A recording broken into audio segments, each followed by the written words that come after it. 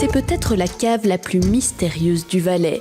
Ici, on découvre une série de cachettes et de passages secrets imaginés par cette famille un peu loufoque. Bienvenue chez nous.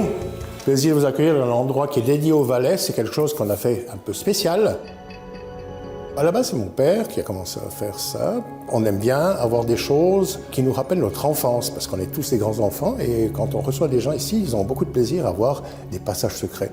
Qui ne se rappellent pas d'avoir s'être caché dans l'armoire à balai quand on faisait les cache-cache. C'est un peu plus grand, mais c'est toujours le même esprit ludique.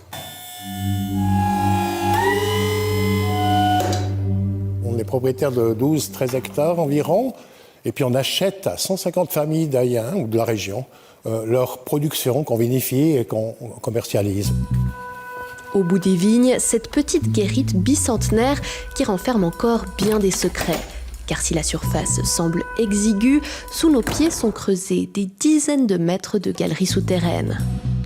C'est une maison qui a 200 ans, donc c'était des écuries où les paysans qui venaient travailler la vigne, ils avaient une écurie pour mettre à l'abri le bétail quand il y avait des orages, et eux habitaient au-dessus pour profiter de la chaleur de l'écurie.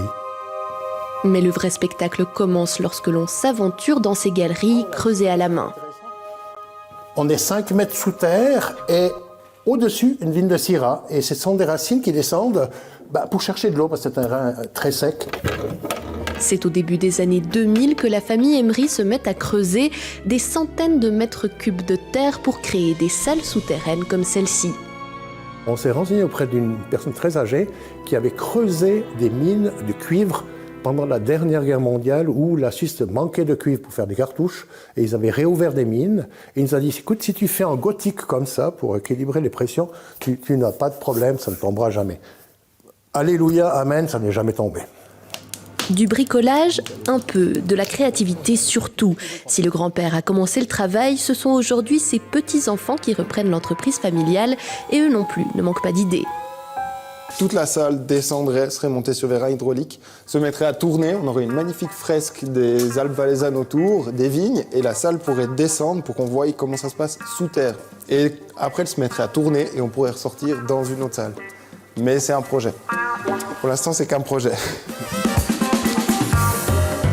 Au bout de la visite, la cave Emery ne nous aura sans doute pas révélé tous ses secrets, car ici, au-delà des vignes, c'est bien le mystère qu'on aime entretenir.